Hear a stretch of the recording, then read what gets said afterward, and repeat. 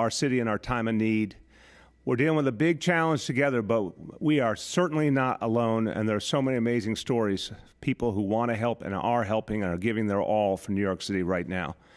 And in a few minutes, I'm going to talk about an old friend who has returned, and we are so happy he's back, coming to our aid at the moment we need it.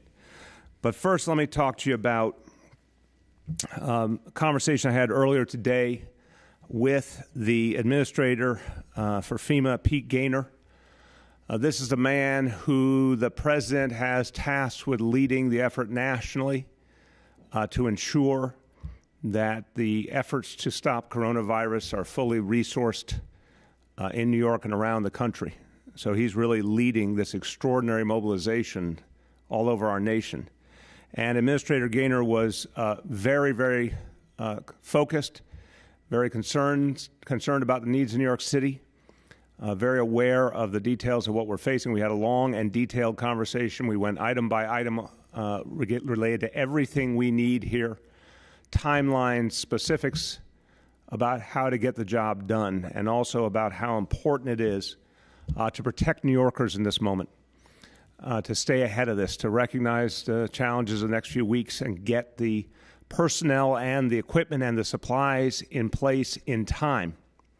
I think everyone knows I've talked about this Sunday, April 5th, as a crucial, crucial day, and I've done that for a reason. I want everyone to understand it.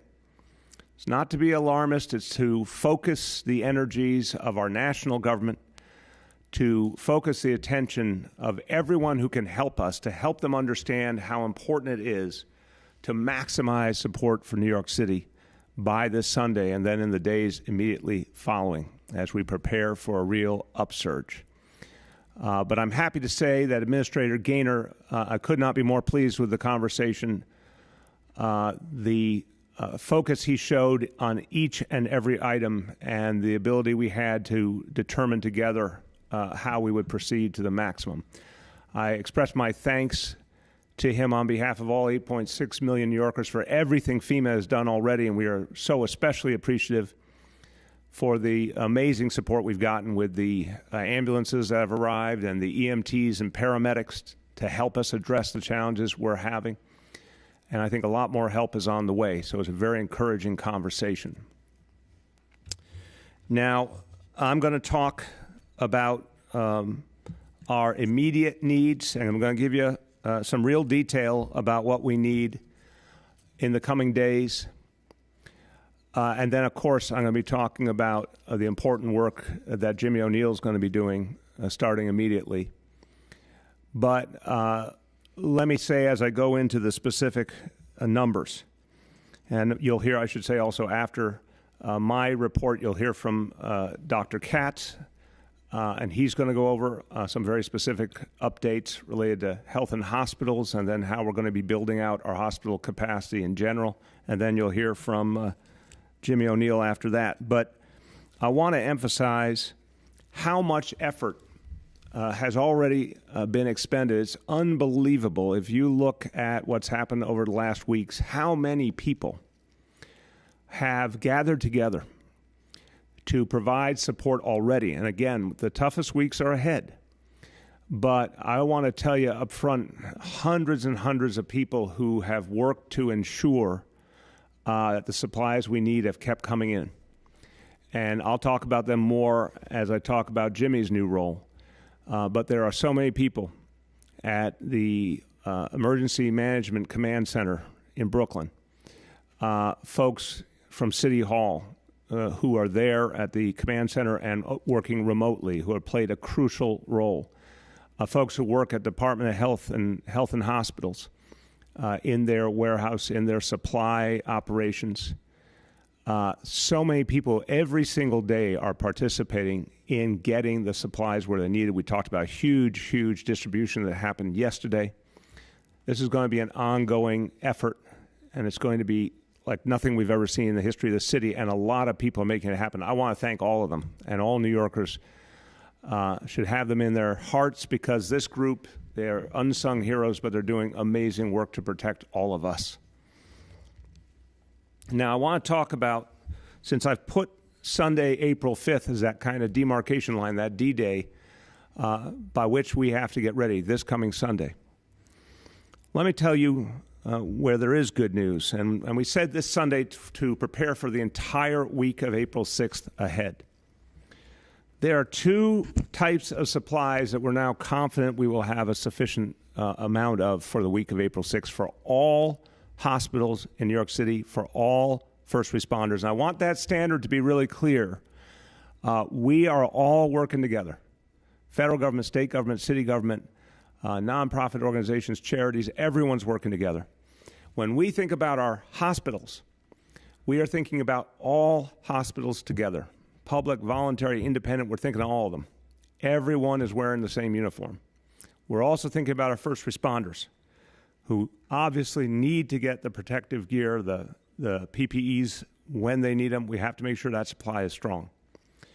So we are confident, based on all our projections, that for next week we will have sufficient eye protection. That means the face shields and the goggles, and sufficient surgical gloves for all those needs for everyone who's doing this crucial work, for all our heroes who are out there protecting us, for all those healthcare workers who are at the front line. We will have enough of those two categories. We need major resupply in some other categories. Now, I want to emphasize I say this. We have requests out to the federal government, the state government, to private vendors, to the many, many individuals who are seeking help. So when I tell you these numbers, it's against a backdrop of many moving parts already, many actions already to make sure we will get the help. But my job is to tell you where we stand, and I'll constantly update you as more supplies come in. So the need at this moment, here on this day, thinking ahead to Monday, we still need 3.3 million N95 masks to come in by Sunday to prepare us for the week ahead. We need 2.1 million surgical masks. We need 100,000 isolation gowns. These are big numbers for sure, but they are reachable numbers, but we have to make sure it happens in time. Now, those are all very, very important, but the area that I focus on all the time is ventilators. When it comes to equipment and supplies, the number one concern I have is ventilators, because they keep people alive and they give our healthcare professionals an opportunity to save lives. We have continued to get a very substantial supply of ventilators, but we still need 400 more to be in place by Sunday to prepare us for the week ahead.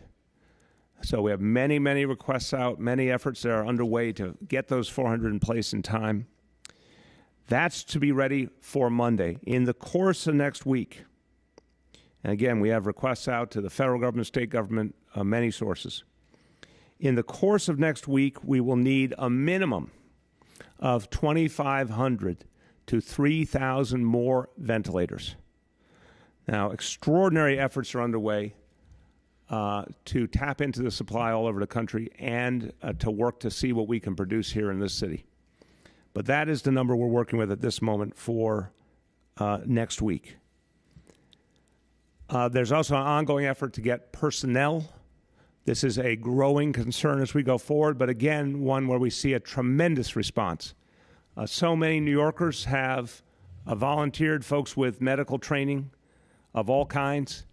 More and more volunteering come forward. They're being acted on right away. We'll talk about the many people who have been found, medical professionals been put under contract, who are joining us rapidly, and the request that I've made to the White House and the Pentagon for over 1,000 military medical personnel. I reemphasized that request to Administrator Gaynor of FEMA earlier today as well.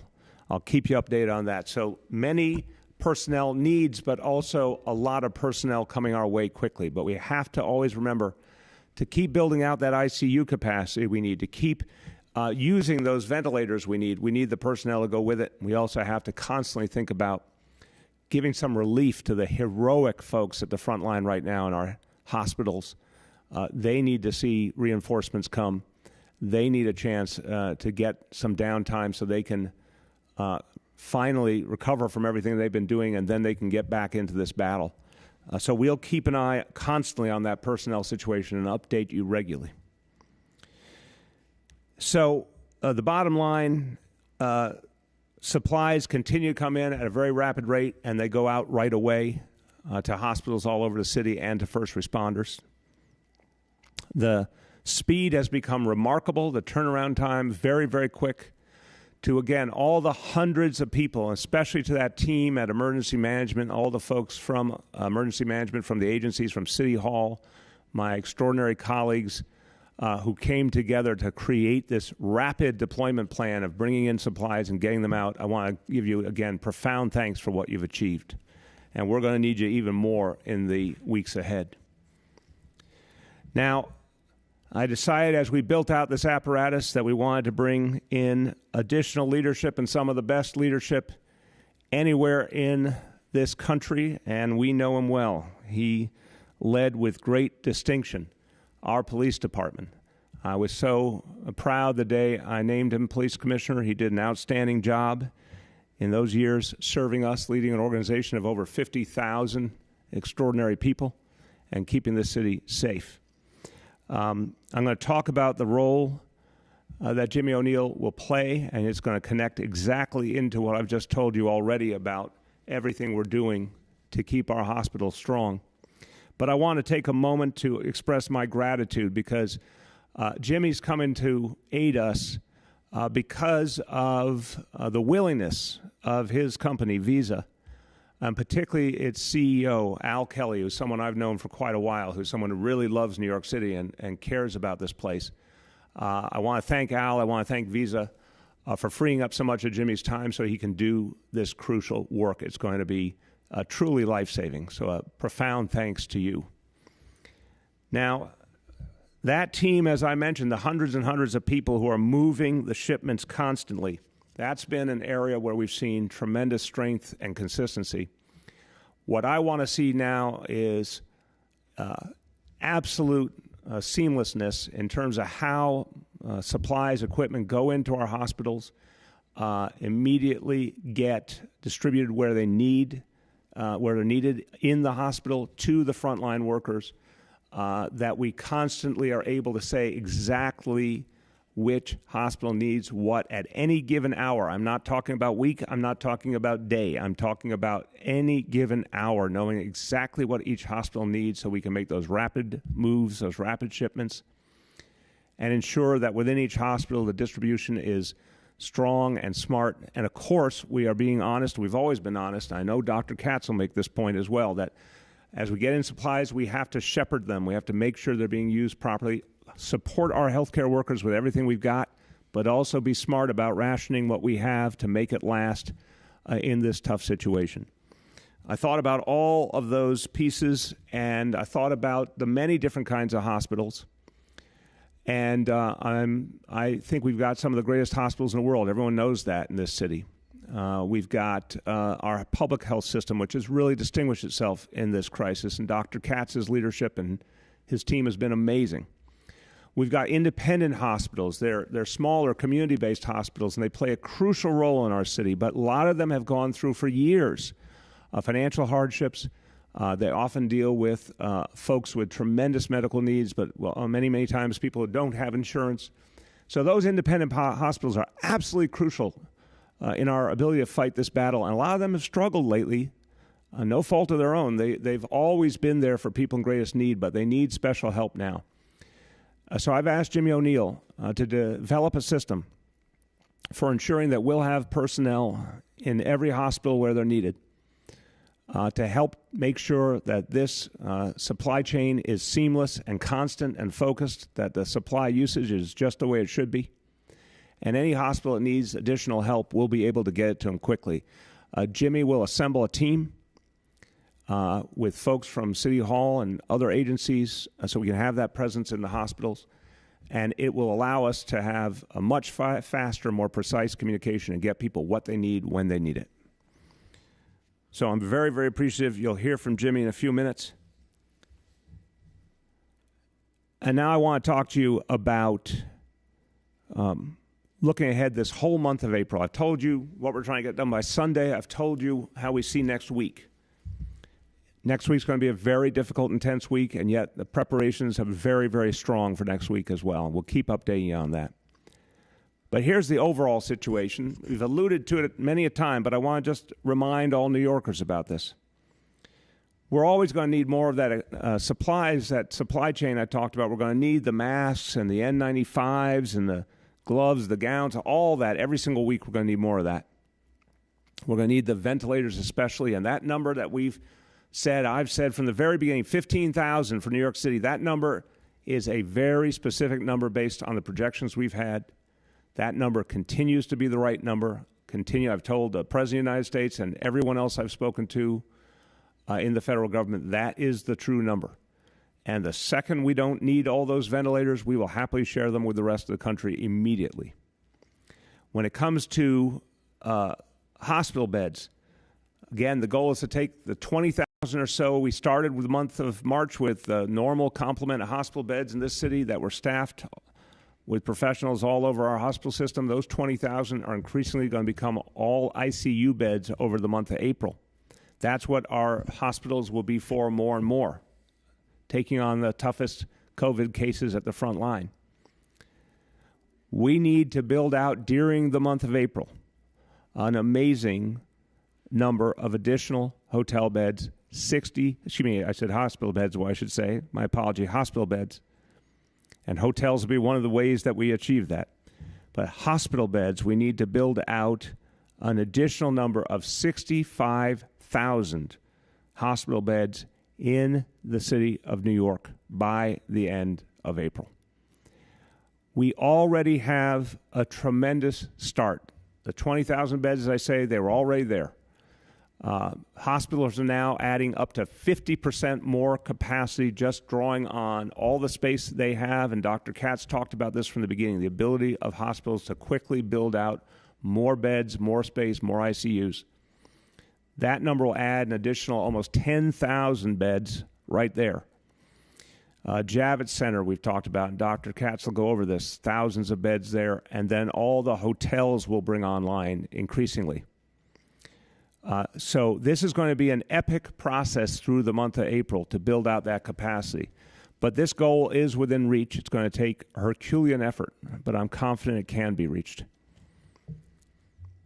So now, as I turn to Dr. Katz, we're going to talk about where we are today on our hospital capacity, the building out process, starting with our public hospital system. This growth pattern, this building out I'm talking about, is literally going on 24/7, and a profound thanks to everyone who's participating in it. So Dr. Katz is going to give you a sense of where we stand today and how we're going to be moving forward over the coming weeks. Dr. Mitch Katz. Thank you so much, Mr. Mayor, and thank you for supporting the public hospital system. It's clear in this emergency how lucky we are that New York City kept open its public hospital systems, didn't allow them to close the way it happened in Philadelphia, in Washington, D.C., in Milwaukee, because in this crisis we so desperately need the public system. We have 324 ICU beds that we run under normal circumstances, and a total of 4,428 beds. And while those are very large numbers, they pale in comparison, Mr. Mayor, to what you showed us we're actually going to need in this crisis.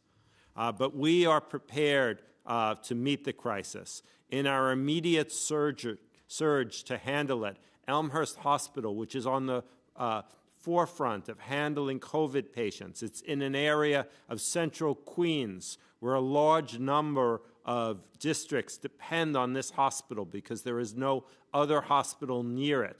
It has already increased from 29 intensive care beds to 111 intensive care beds, and so that's in the matter of 10 days. I mean, these are changes that you would expect under normal circumstances would take 6 months to a year to get the beds in place, to get the staff in place, to get the equipment in place.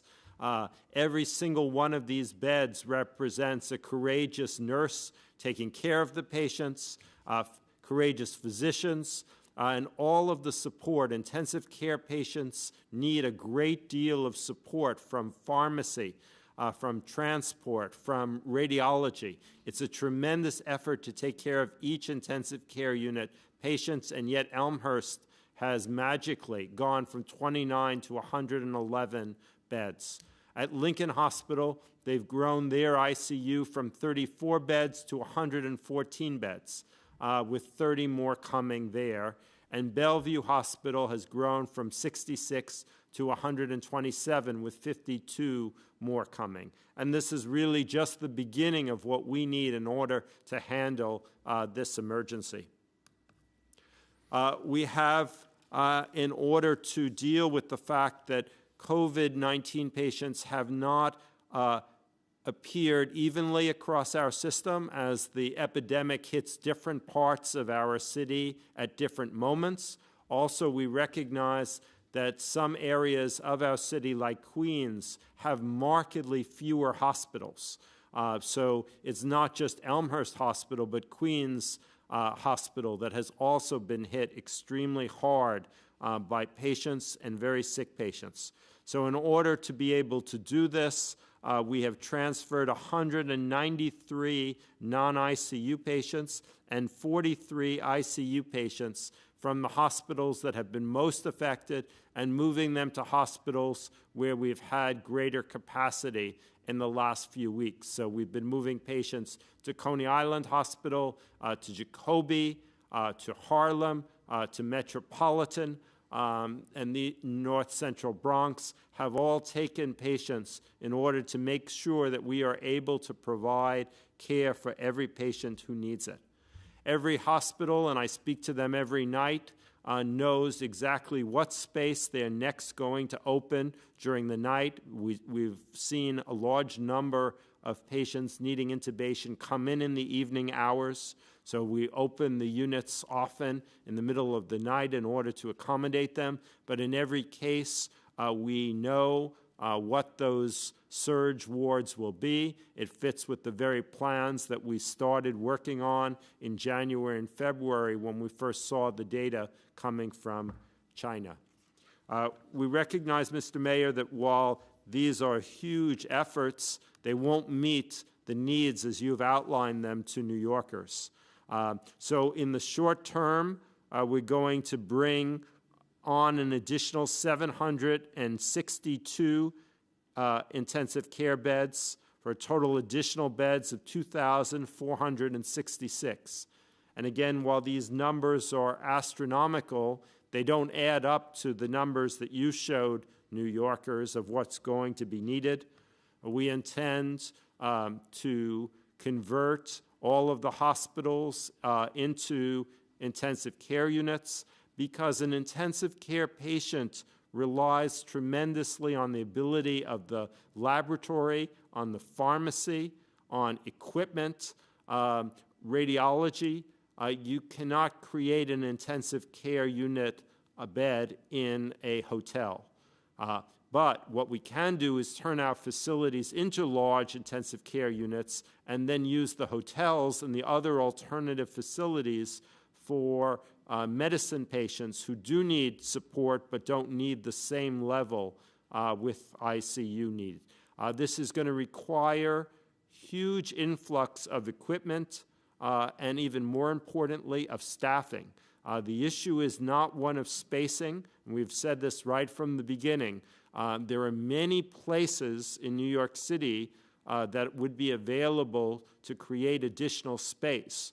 The challenge is having the staff, having the equipment, and in the case of intensive care units, having all of the other services that would be necessary in order to keep people alive. So it's our commitment to you, Mr. Mayor, that we are going to do everything working with you and all of the great people in New York City to achieve this. In order to reach just what we've done so far, we've added 165 physicians, nurse practitioners, physician's assistants to the system.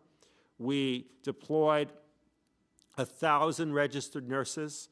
We have another 1,000 registered nurses coming within 2 weeks, and we've added another 350 physicians, nurse practitioners, and physician assistants that will be coming in the next week. But this will still, again, not be sufficient. We will need a great deal more staff than this to be able to successfully increase by the number of intensive care beds that New York City is going to need. We are doing everything possible to support the incredibly brave nurses and physicians and support staff of every kind who are working long hours, often watching their own coworkers become ill. It creates a tremendous sense of distress to both be working hard and know that coworkers have gotten sick, but people are bravely working on. We want to do everything possible that we can to support them. We're making sure that there is COVID-19 testing available free for any of our frontline personnel. That's starting at our occupational health clinics. We've received more than $1.6 million in donations to provide comfort items to our frontline staff. They can't take any breaks to go out to get food. That's not even in our rule book about how you get through these kinds of crises. So having people give us donations so that we basically can bring in food for all the shifts of workers. People do need to eat, and we are very grateful. The rooms in the hotels, many people who are working 12, 16 hours in around many patients with COVID do not feel comfortable returning home to their spouses and their children. So we have provided hotel rooms so that they can go to a place where they feel they can get rest without putting their families at risk and come back the next day. We're providing taxi rides. You, sir, had provided parking vouchers for people so that they can park their cars easily. Our Helping Healers Heal is extending emotional, psychological counseling to healthcare workers in dealing with the stress. Having your patients die despite the very best efforts is so distressing.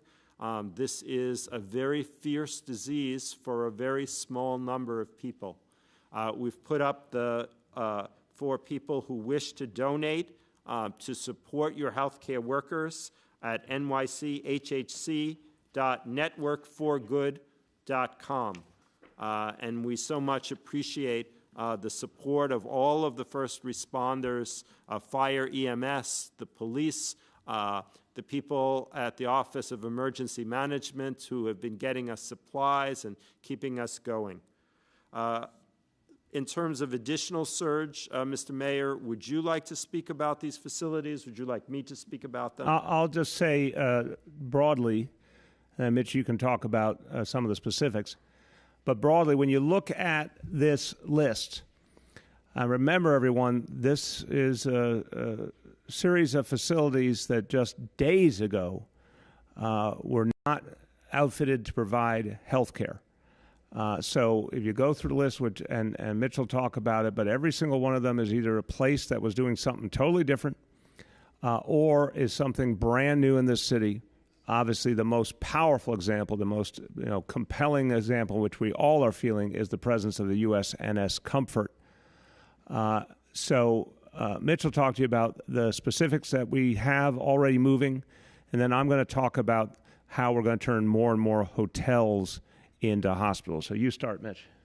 Sir, I had the pleasure of going to Javits Center and seeing a tremendous number of staff who are willing and able to take care of patients to help us to unload our hospitals so that we can focus on the intensive care unit of intubated patients located on the west side of Manhattan in Phase 1. 1,000 medical surgical beds are currently available, with another 1,500 medical surgical beds to come in late April. Samaritan's Purse, located in Central Park, with additional support for Mount Sinai, 65 beds, 10 intensive care unit, and 55 medical surgical beds that we believe will come up in 24 to 48 hours. We were all so proud to see the Navy bring the Comfort ship, located in western Manhattan, with 750 medical and surgical beds and a crew of phenomenal physicians and nurses who are prepared to take care of patients.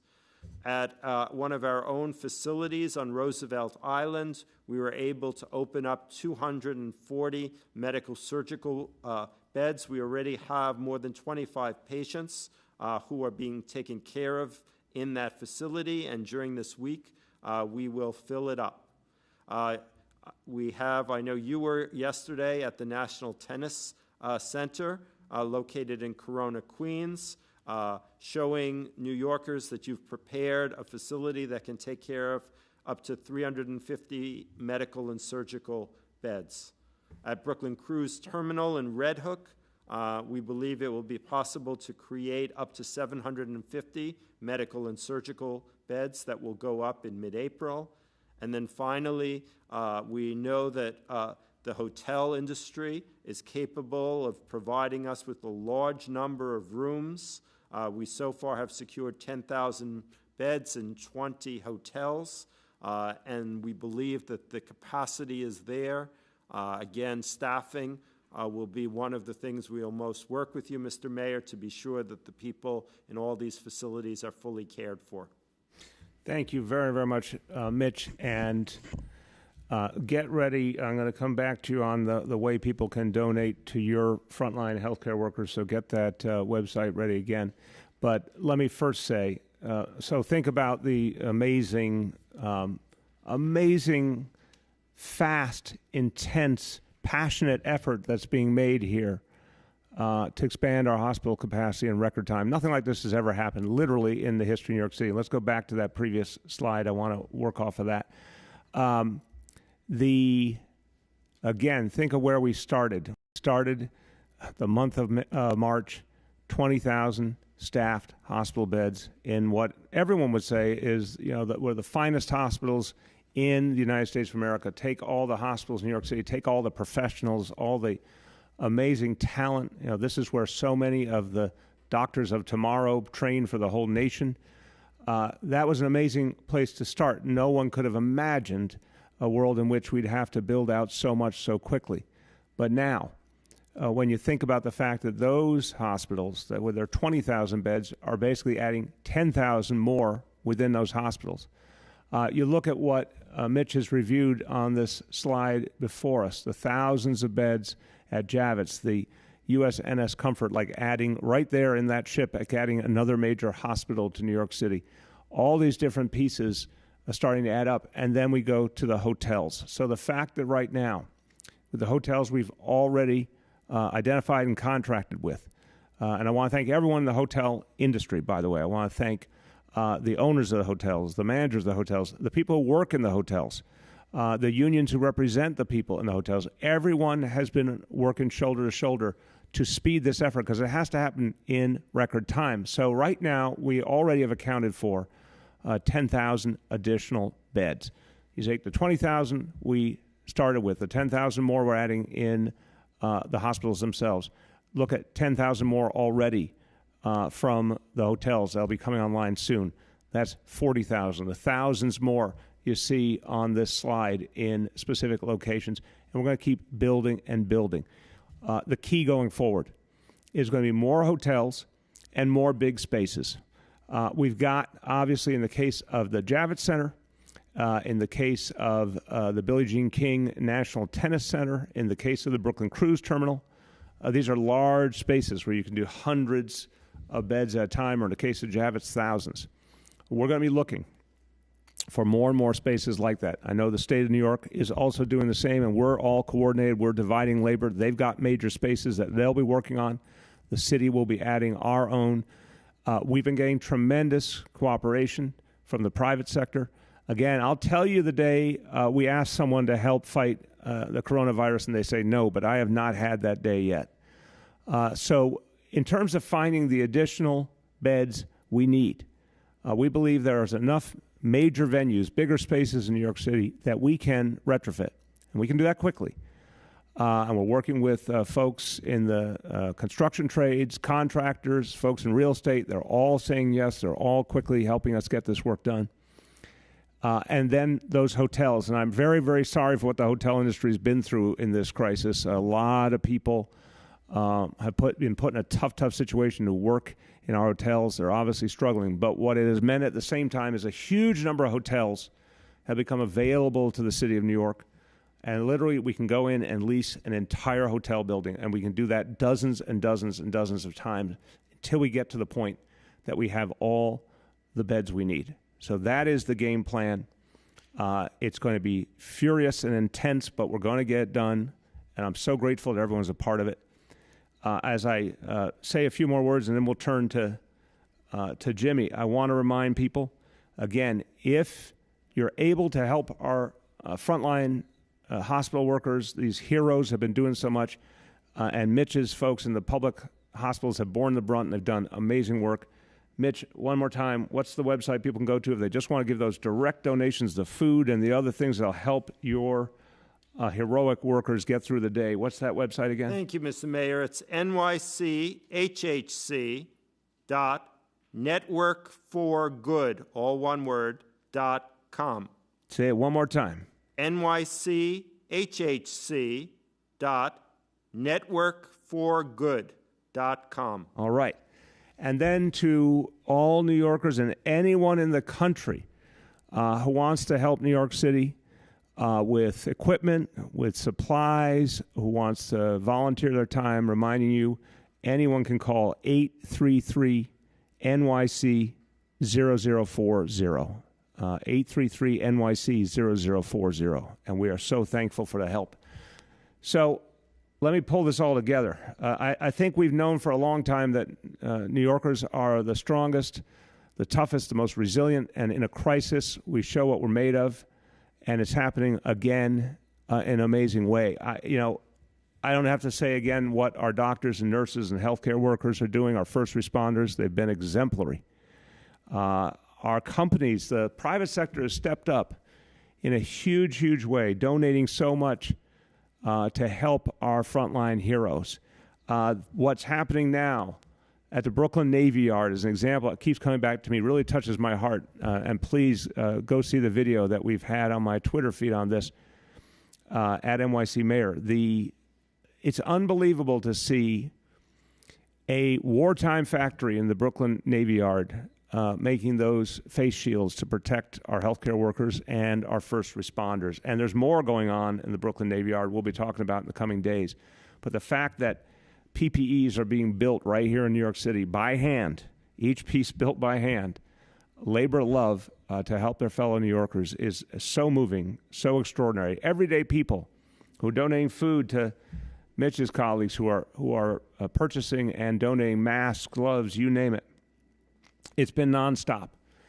So this virus is tough. This virus is going to give us a real battle. But this virus is no match for the people of New York City. This city is strong. We will get through this. We will get through this together.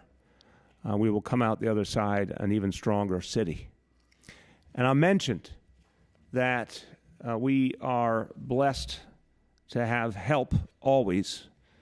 And I want to talk about that, but I realize I first need to just say a few words in Spanish just to summarize. Durante las últimas semanas, hemos estado enfocados en ampliar la capacidad de nuestros hospitales. No será fácil, pero necesitamos miles de camas más en nuestros hospitales. Con cada cama, podemos salvar vidas y apoyar los trabajadores de salud. So everyone, as I said, help has been pouring in from around the country. And I got some help a few weeks back from San Francisco. The second San Francisco put their shelter-in-place order out, I thought that looked like the model we should follow here in New York City immediately. But I wanted to make sure it was functioning in a way that would really protect people, make sure we could get ahead of this virus, and also work in terms of people's day-to-day lives. I needed an eyewitness to tell me what was happening in San Francisco and someone I could trust to confirm that it would work here in New York City. And once I got that confirmation, I said that this was something we had to do right here.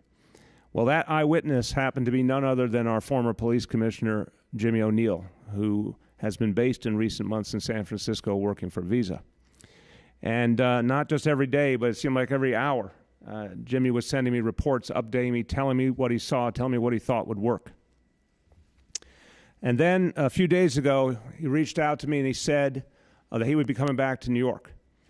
And he said he was ready to serve his city again in whatever capacity we needed, no matter how big or how small.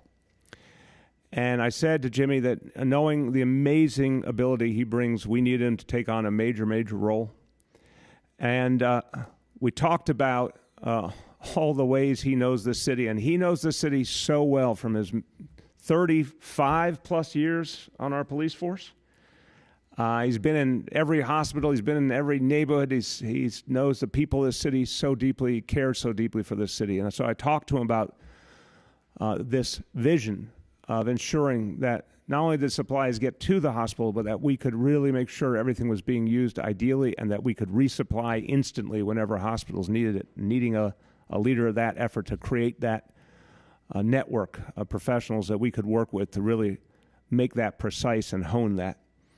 So I can tell you that Jimmy O'Neill has answered this city's call before, and he's answering the call again. And it is just a great honor to welcome him back, our former police commissioner and now my senior advisor, helping us wage this battle against coronavirus. Welcome back, Jimmy O'Neill. Thanks, Mr. Mayor. It's an honor to come back to New York City. First of all, I want to thank Chief Bill Scott from San Francisco PD, who provided me with a lot of the intel of what was happening, and plus I took a couple of trips into San Francisco myself. And I wish the people out in the West Coast all the best. You know, it's just it's the responsibility of all New Yorkers to do their part. I always felt that way, and I continue to feel that way. And I want to thank Mr. Mayor. I want to thank you. I want to thank all the great people at Visa that I've been working with over the last 4 months, and I will continue to work with. And I really want to thank the CEO, Al Kelly, for giving me the opportunity to do this job and to do my job at Visa. And it's important that we all come together as New Yorkers. It's one thing I saw in my time as a cop. You know, this is a resilient city. Everybody's supportive. You know, lately I've just been seeing, reading, hearing about all the great work that's going on in New York City right now.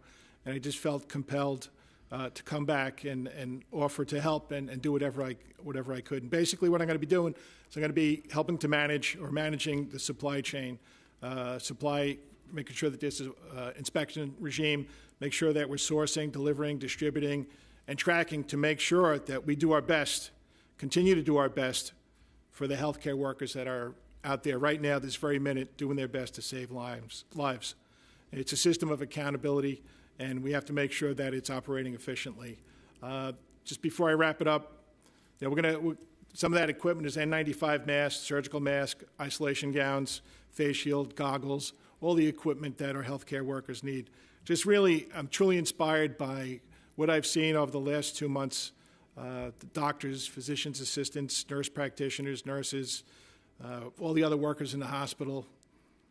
Now we have the military involved. Thank you to the Navy, the state police, the Port Authority police. These people truly are an inspiration, and I'm thankful for them. And last but not least, I want to thank the men and women of the NYPD who continue to keep the city safe. And in spite of everything that's going on right now, they're out there answering radio runs, doing their best to keep people safe. And I like to commend Commissioner Shea. What a great job that you're doing right now. So how could you not want to help this great city? And I'm going to do my best, and thanks for giving me the opportunity, Mr. Mayor. Thank you very much, Jimmy. Your best is very, very good. So I know with you here, our healthcare workers are going to get even more support, and I want to thank you. It means a lot to all of us in this city that you're back. Okay. With that, we are going to turn to questions from the media. And Olivia, you're going to let me know the name and the outlet of each caller? Yeah, I just have 3 quick programming notes at the top. The first is we're going to do 1 question per reporter to get to as many outlets as possible. Also, if reporters have additional questions about hospital capacities, we are going to have a technical briefing with Dr. Katz after this press conference. You can save those questions for later. And finally, Commissioner Shea is on the phone. And Olivia, just to clarify that reporters who want to be a part of the technical briefing should just stay on the line after? Yes. You want to do that? Okay. And Mitch will stand by when we finish the main portion of the press conference. And welcome to the call, Dermot Shea. And we will go ahead now with the first question from the media. Gloria, you're up first. Gloria? And from New York Hi, One. guys. Can you hear me? Yes, Gloria. Hi, Ms. Mayor. Thank you. First, I want to ask a question about Queens specifically. And I know that you have been talking about the increased cases that we are seeing there. But I wondered if for Dr. Katz, if there's anything that you guys as health professionals have found about why there is such a concentration in Queens specifically. And I understand you mentioned today the lack of hospitals, but is there anything else to it? We have been getting some reports today about the situation at Elmhurst, specifically about the lack of ventilators. And I'm wondering if there's any detail from today that you can give us an update on in terms of what the current status is there as it pertains to ventilators at that hospital. For the ventilators, there are enough ventilators right now for Elmhurst and all of our hospitals. As the mayor has been very clear, we have enough ventilators in New York City until Sunday. Beyond that, we're waiting to get help from the federal and state governments. I think any time people, and we've had at various times at various hospitals, people think that there aren't enough ventilators. That's because at any one area of the hospital, such as within the emergency department, they may not see all of the ventilators that are there in the hospital physically. But I check every night myself before I go to sleep. I look at how many ventilators each hospital has, and I'm sure that they will have enough to get through the night, and I restock every single day. So we are totally on top of it, but the issue that the mayor has pointed out is that will not go beyond Sunday when we will exhaust our supply. In terms of why Queens, I think the clearest answer, and we've looked at this, is that Queens has about half the number of hospital beds per 1,000 persons than Manhattan. And especially where Elmhurst is. There is a huge area of population that are extremely dependent on Elmhurst. It's the hospital that's closest. Is also a hospital that's very well regarded, where immigrants and the uninsured feel safe to go. So that also plays a role into why people go. And then finally, although it will be a while before we fully understand all of the aspects of the epidemiology, we know that in Queens, many families, because of poverty, live together in very close quarters. So that while we are practicing as a city social distancing, you may have multiple families living together in a very small apartment. And so it's easy to understand why there's a lot of transmission of COVID occurring. Henry from Bloomberg is up next. Henry? Hi, can you hear me? Yes, Henry. We're coming up on some religious observances, and I want to know specifically whether the city is going to exempt some groups of people, some size of groups. Is there any policy that's set forth? Henry, just to clarify, do you mean for religious gatherings? Yes, the Seders, the Easter services, any gatherings, to observe these Henry, holidays. I appreciate the question very, very much. I mean, it's obviously a sacred time of year for so many people.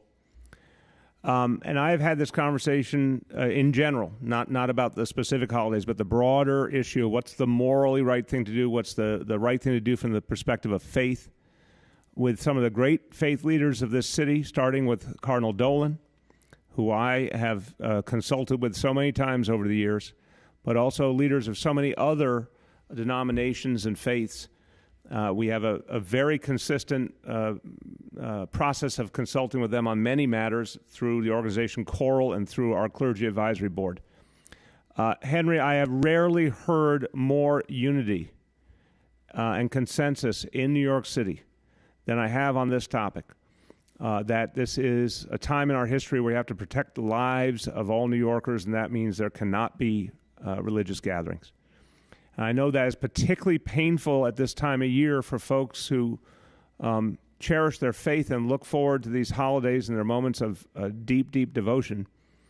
But what I've heard overwhelmingly from our religious leaders is they understand that traditional religious gatherings cannot occur until this crisis is over. And it certainly will not be over until we get through April and potentially well into May. And then we'll still be dealing with it, for months after, just thank God, not on the kind of constant level of increase that we've been dealing with in recent weeks. So no, I look, if a family lives under the same roof already, then social distancing is a different matter entirely, because once you're under the same roof with people all the time, social distancing isn't the same thing. You obviously are already in constant contact.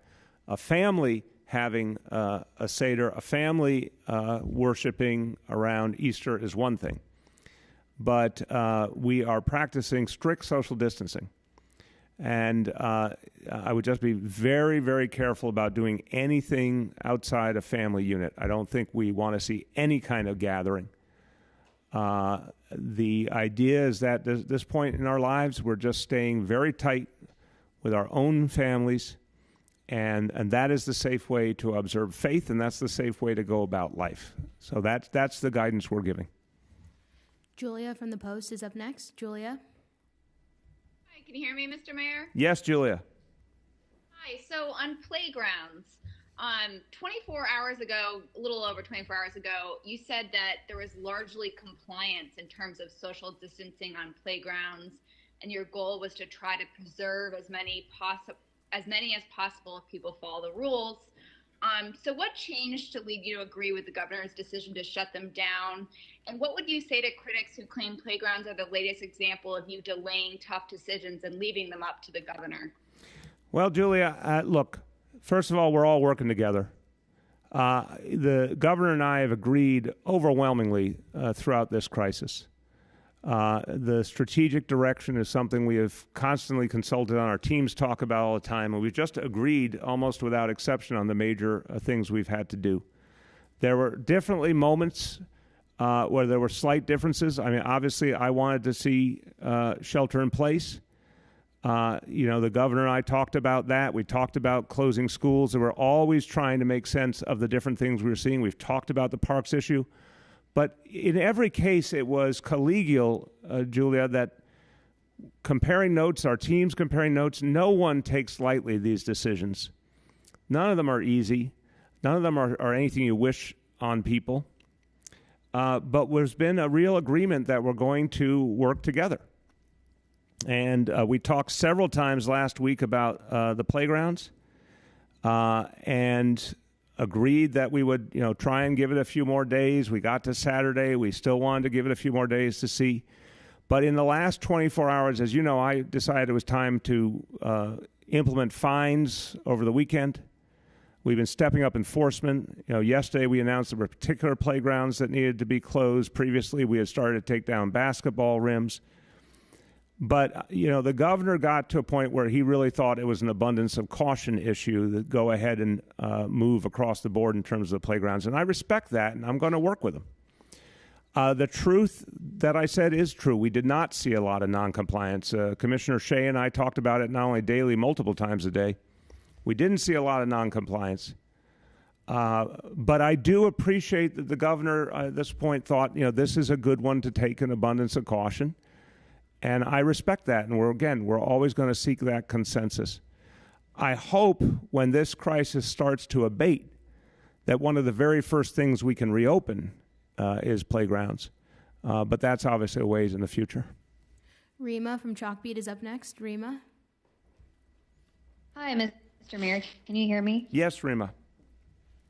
Okay. So as you know, the state lawmakers are trying to nail down a final budget. And, we just got a chance to look at school aid. Looks like you probably know this, that New York City is set to receive nearly the same money that they have this year. Part of that, about $717 million, is from the federal stimulus package. So, we're still waiting for them to vote on a final budget, but I remember earlier in the year, you and Chancellor Carranza were saying that the governor's proposal was actually still $136 million less than what needed. So what I'm wondering is this budget, if passed as is that going to force New York City to look at layoffs or other kinds? And tell me more about that. Yeah, Rima, let me respond to. I heard your question pretty clearly. Just so you know, your line was kind of skipping in and out, but got enough of your question. What we said back in February was true, that the budget as was proposed then was going to lead to the need to cut the budget for the New York City public schools, and I was very worried about that, and Chancellor Carranza was as well. Obviously, the world is entirely different. I think about that day I gave my testimony up in February up in the Albany. That seems like a century ago. We've all gone through so much. So the budget as proposed, it does not shock me that the governor felt, and the legislature apparently also feels, there wasn't an ability to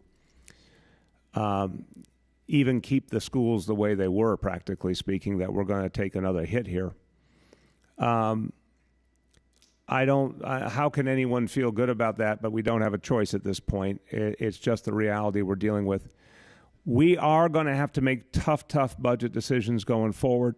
I've announced a $1.3 billion initial PEG program, and I've said very clearly that number will go up.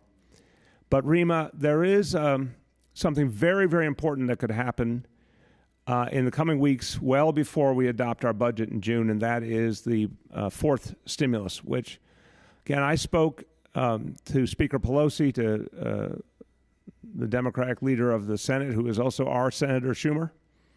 I spoke to Treasury Secretary Mnuchin. There's a clear understanding there's going to be another stimulus bill, and that one of the elements of that stimulus bill will be aid for localities and states. And I think that has to be money to make up for all the massive expenditures that we're putting out to protect people from coronavirus, but also all the lost revenue, because we need that money back to keep basic services going in the city, to make sure that everything people depend on, our police, our fire, sanitation, education, hospitals, parks, that everything can keep going. Because I keep saying, if we're going to have a recovery, it will be because our hospitals are functioning, our city governments are functioning, our state governments are functioning. If we don't have all those things, we're not going to have a recovery. And I do believe that our colleagues in Washington understand that. So I'm very, very hopeful that those resources are really going to help us out and help us avert bigger cuts before June. Katie from the Wall Street Journal is up next. Katie. Hey, everyone. I wanted to ask if Dr. Katz wants to weigh in, and you too, Mayor de Blasio. You laid out why Queens was hit so hard, but I think the stat there that's so alarming is that there are so few hospital beds. So if Dr. Katz, you want to talk about why this is, I'm sure, you can get into state funding in that, but also for the mayor, of how many hospitals in Queens, private, but still hospitals, have closed when you were as public advocate and mayor, and the actions the city could have done to keep these hospitals open. Katie, it's a good question, but I will also say the obvious. In the middle of a crisis, it is not unfair to say, what could have been done way back when on issues like hospitals. I mean, I felt for years and years, long before I became mayor, that the city had ways it could have intervened to stop some of these closures, and the state as well. But they did happen. And the issue now, of course, is to take everything we have and use it as well as possible, and then, continue to build out from there. So I would take, before turning to Mitch, I'd say, Katie, I think the meaning I would take from your question is not can we, I know you're not suggesting this, but we can't go back in time and undo what was done over, the course of the last 20 years. But we can learn the lesson going forward. And I think what we're seeing in this crisis is a very profound lesson to our city of what we're going to need in the future, our state, what we're going to need in terms of healthcare in the future. In fact, this is a moment in history we're going to have to invest more and more in healthcare. We have to make sure that folks get covered. I mean, this crisis has been a powerful message to us about the need for universal healthcare. We're going to deepen, as we recover, we're going to deepen our efforts with NYC Care and with guaranteeing health care to all New Yorkers. We need to push for universal health care around this country. This crisis is a powerful illustration of if we don't get this right, there's going to be other challenges ahead that could be even worse. And it's a real wake-up call to our nation. I've now talked to every major leader of the United States of America in the last few weeks, and we are all scrambling to find ventilators, among many other items. There's no conversations that have been more powerful than with our military leaders, who I think also are coming to a deeper realization of what it's going to mean to protect our national security in a different way, which is our healthcare security going forward. I think when we get through this crisis, this country has to reassess everything, starting with what kind of a stockpile nationally we're going to put in place of ventilators, of equipment, supplies, how we're going to build up a national healthcare core that's much, much deeper than what we have now to prepare for the future. So I think there's a lot that has to change when we get through this crisis, and I think it's a wake-up call for this city, this state, and this country. Mitch? I would just add, Mr. Mayor, that when I first came to New York City, healthcare consultants told me my focus should be on closing public hospitals because there were, quote unquote, too many empty beds.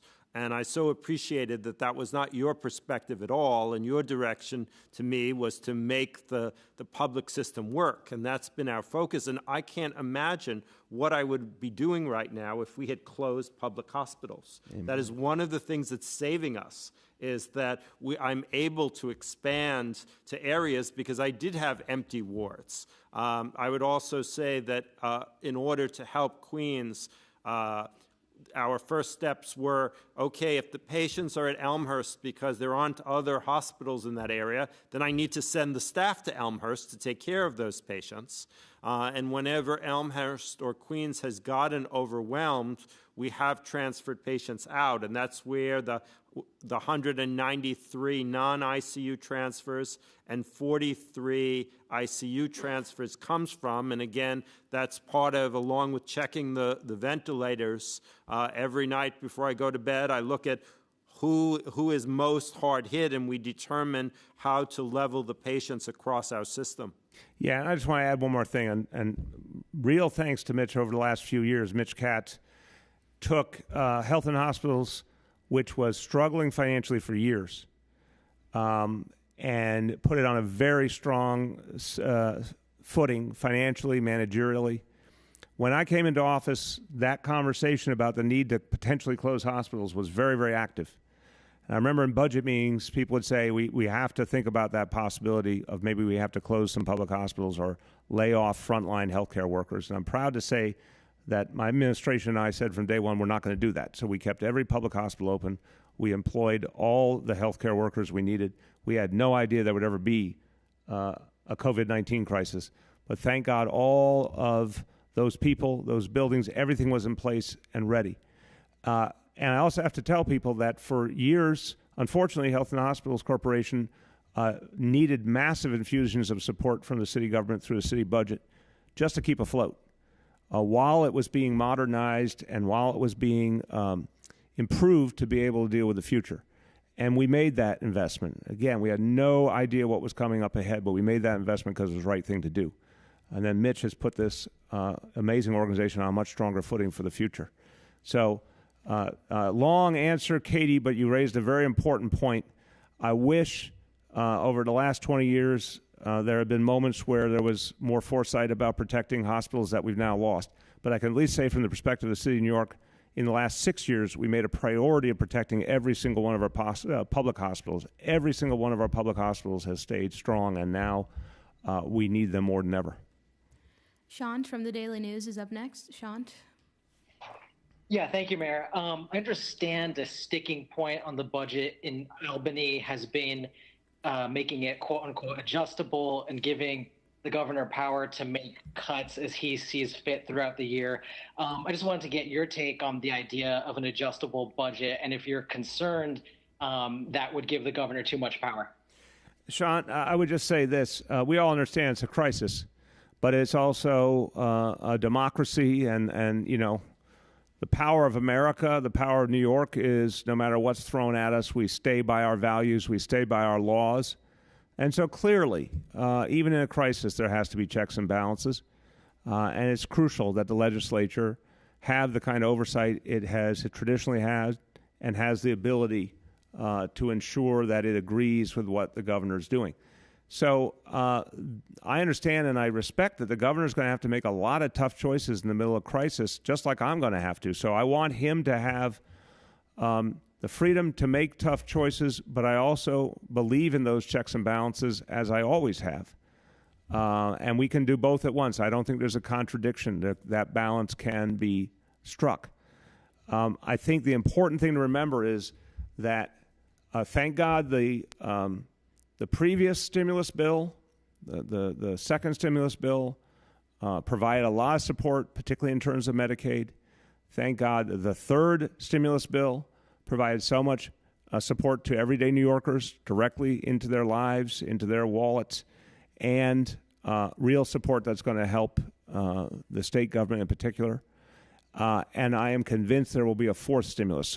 So I think beyond just the issue of how the different branches of government work together is the fact that there could be a lot of help out there. And let's remember, if you take every single dollar that New York State needs to make up its budget deficit, to make it 100% whole, every dollar that New York City needs to make us 100% whole, the federal government could achieve that in a heartbeat. The stimulus bill went to a lot of trouble to bail out, bigger corporations. There's no question in my mind that next stimulus can very, very easily reach New York City, New York State with everything we need. And it should be the same for other cities and states in need. We all say the federal government bailed out the auto industry once upon a time, bailed out the big banks. They can bail out America's cities and America's states, but we all need to fight for it. And by the way, I think it's going to be a bipartisan fight. I think you're going to see Republican governors, Republican mayors, shoulder to shoulder with us Democrats fighting for it in these next weeks in Washington. Matt Chase from Newsday is up next. Matt. Thanks, Olivia. Mr. Mayor, last week I asked you if you had a triage plan to ration care, and you said, quote, "I don't think it's appropriate to start talking about." I think you called it a theoretical. You said you didn't think it's fair. Well, it's no longer theoretical. NYU Langone has a plan like this, according to the Wall Street Journal. The states had recommendations since 2015. So hospitals are making these calls, but it's behind closed doors with no public input. In Alabama and Washington, people with intellectual disabilities are a lower priority, and now we're days from being out of ventilators. So my question is this. Is it your position that it's inappropriate and unfair for hospitals to have these plans at all, or that it's inappropriate and unfair for the public to know what these plans say? No, I mean, look, the underlying question, I obviously disagree with your wording, but the underlying question is a very powerful one. What I was saying is I think we have to be careful in this crisis. It's going to be a tough battle. And I know the media has to ask tough questions and ensure that all the concerns of the public are being aired. But I also think in an atmosphere of crisis, we have to remember that we're trying to really respect people's humanity, trying to help everyone to know all the things that are being done to protect them, to help them, and be careful not to give people an impression of something that's just not the reality. And so sometimes I fear that the questions or the representation leads people to think things are different and even worse than they are, and I'm very concerned about that. Of course, we understand, and it's not a new thing, and Dr. Katz will speak to it. There are medical ethics around what to do in really, really tough situations where tough choices have to be made.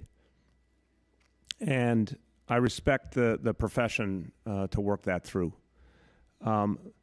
But the goal is not to talk about what to do when it's too late. The goal is to fight every minute to avoid ever having to get to that point. And that means having enough medical personnel, enough ventilators, enough beds.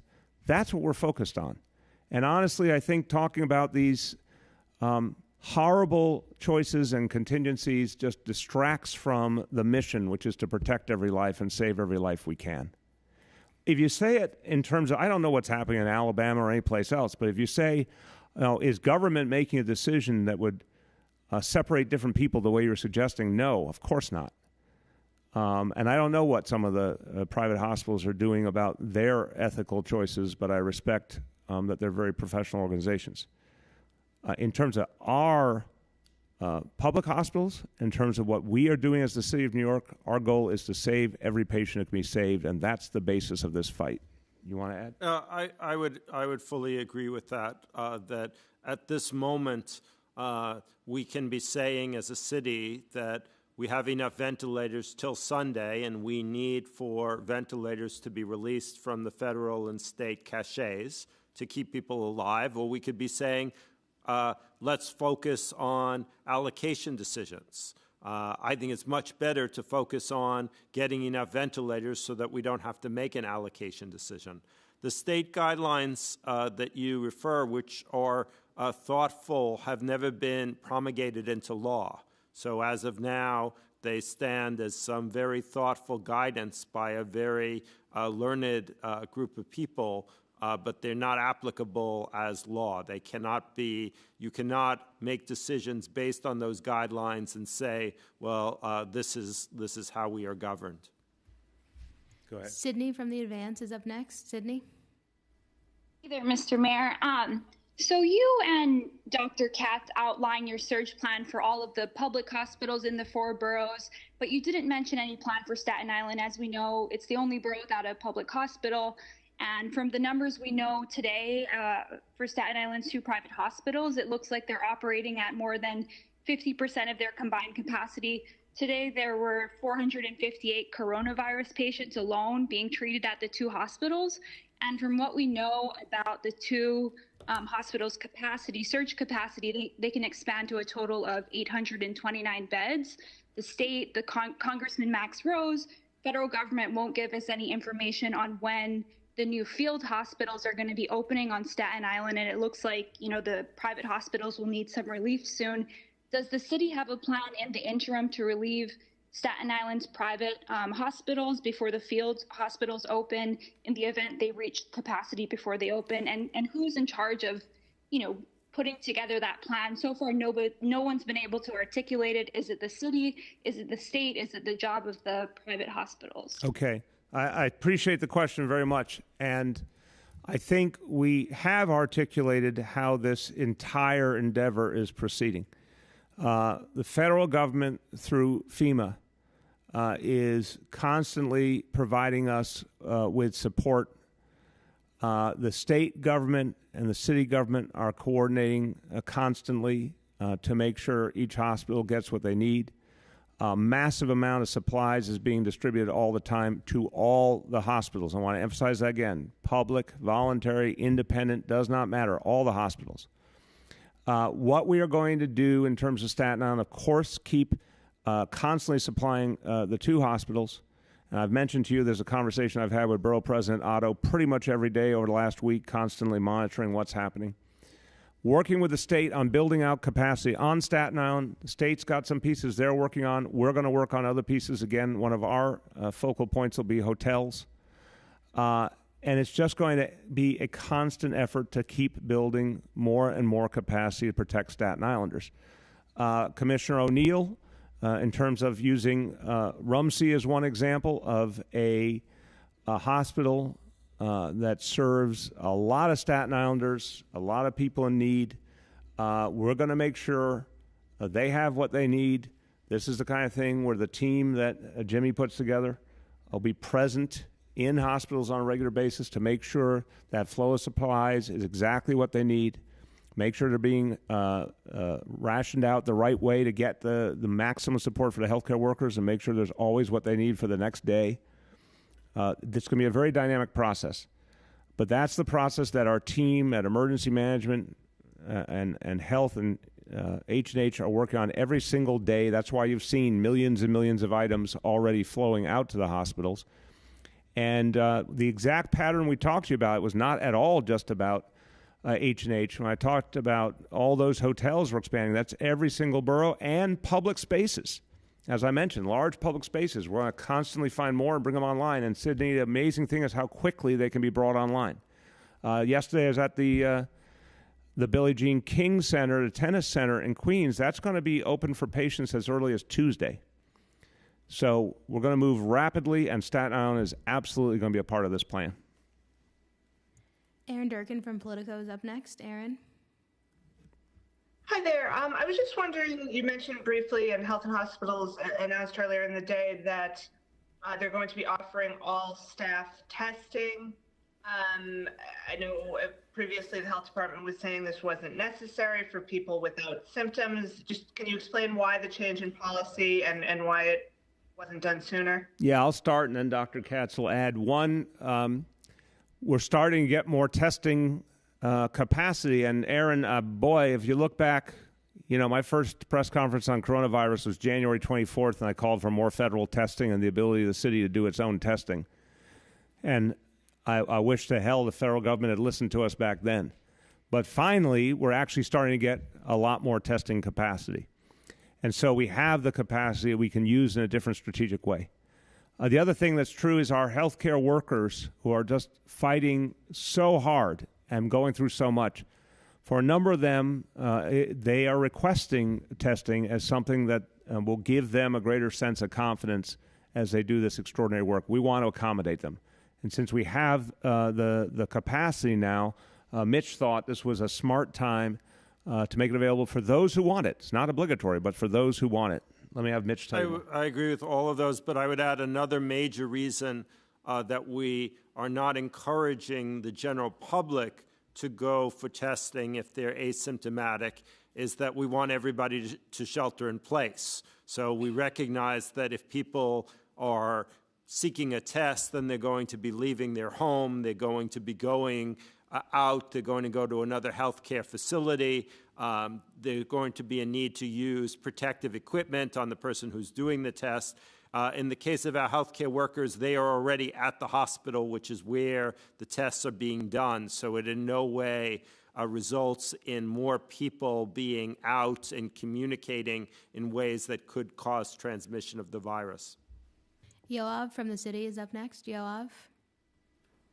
Hi, Mr. Mayor. Hi, Dr. Katz. I wanted to ask about something Governor Cuomo said today. He said, once you go on a ventilator, you only have a 20% chance of coming off. And Dr. Katz, I wanted to ask you whether you're kind of seeing the same figure on a city level. And I guess if there's anything you can say about that, it's just, we've been hearing ventilators are kind of our best hope. And obviously every life is worth saving, but I guess what does it say that our best hope perhaps only has a 20% chance of succeeding? Yes, the governor is right. In fact, the estimates that I've seen are closer to 15%. But the issue is that you don't know when people come in who's that 15% that can survive. This is a fierce virus for a very small number of people. And part of when I talk to people in the hospital, part of what's so hard for them is they only see the people who are so sick on the ventilators. The reality is, again, most of us are going to be, who are exposed to COVID, are going to have mild symptoms or no symptoms at all. Only 20% of us are going to need the hospital's care. Only 5% of us are going to need to be in an ICU. Only about 3 to 4% of us will need to be on the ventilator. But it is true that those people who have gone on the ventilator, the chance of getting off it is only about 15%.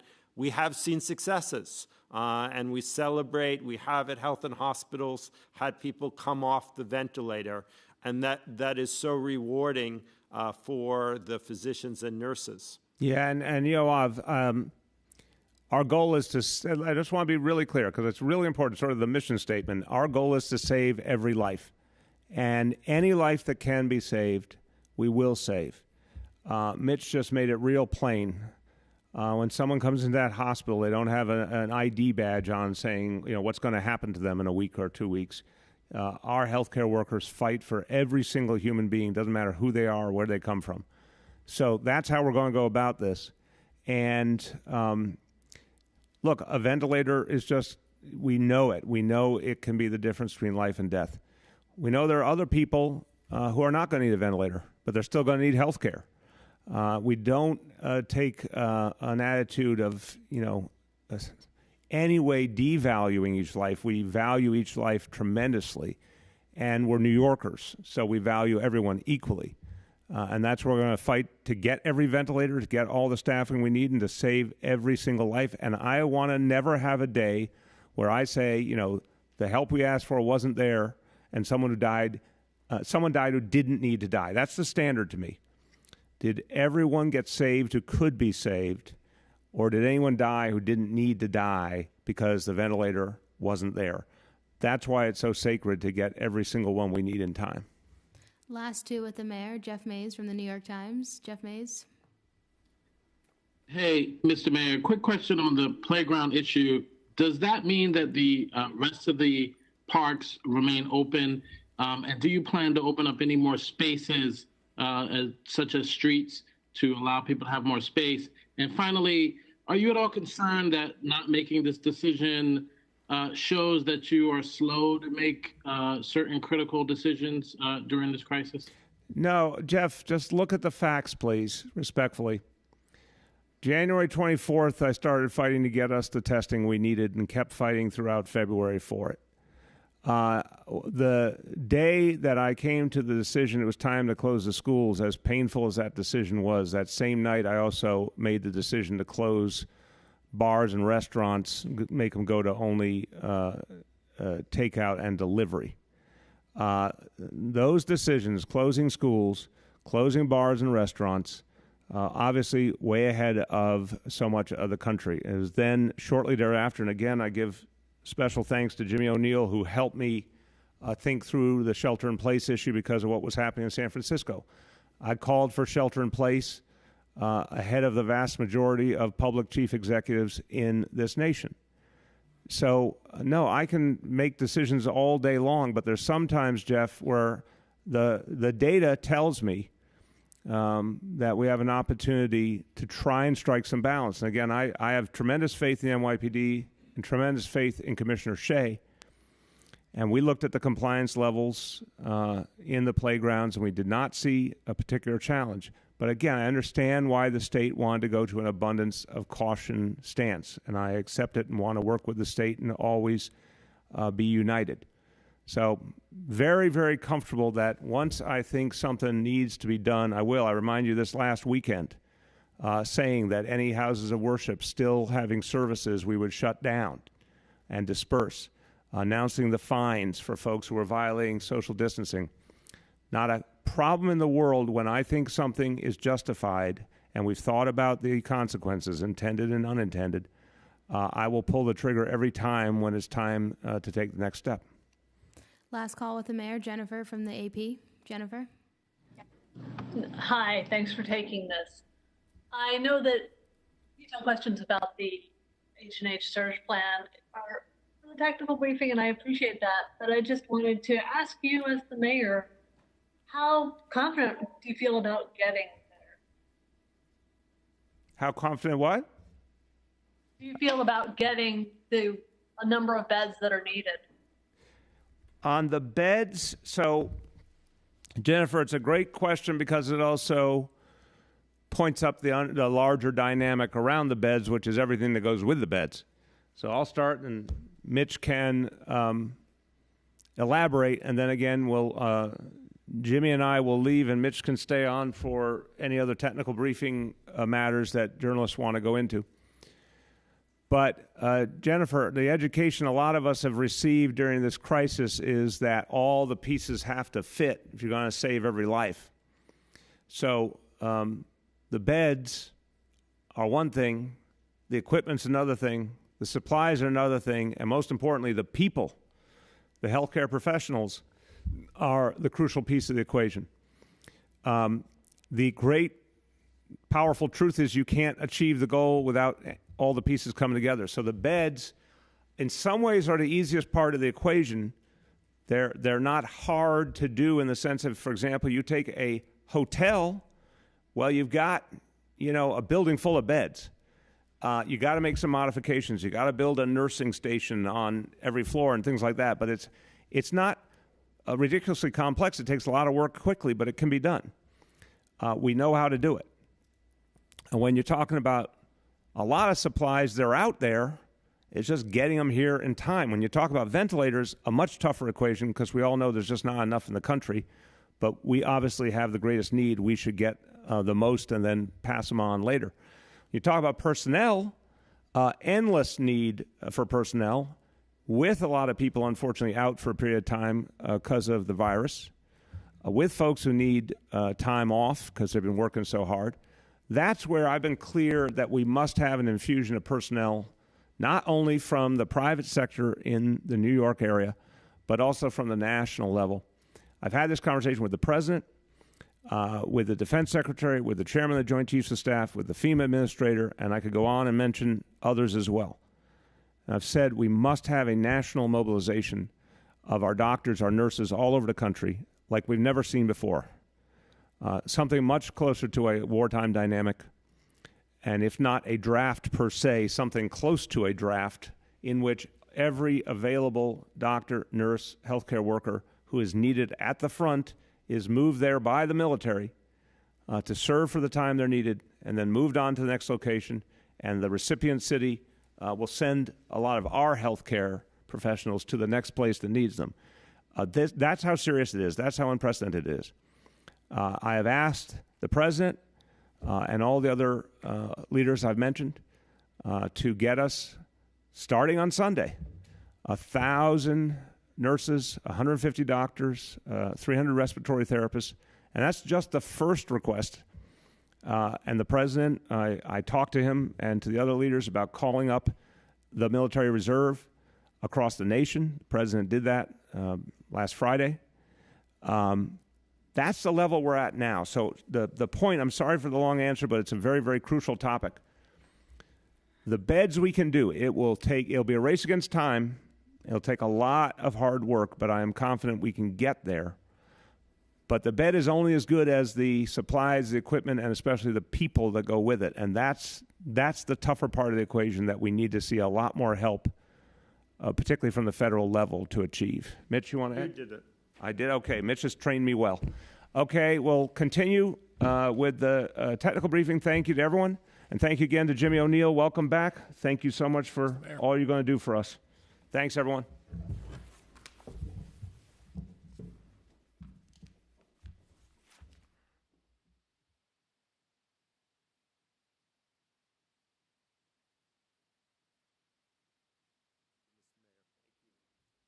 Hi, all. We will be starting the technical briefing with Dr. Katz momentarily. Just ask that if you have a question for Dr. Katz, you re-raise your hand if we've reset the queue. Olivia, would you rather I move there, or does it not matter? Yes?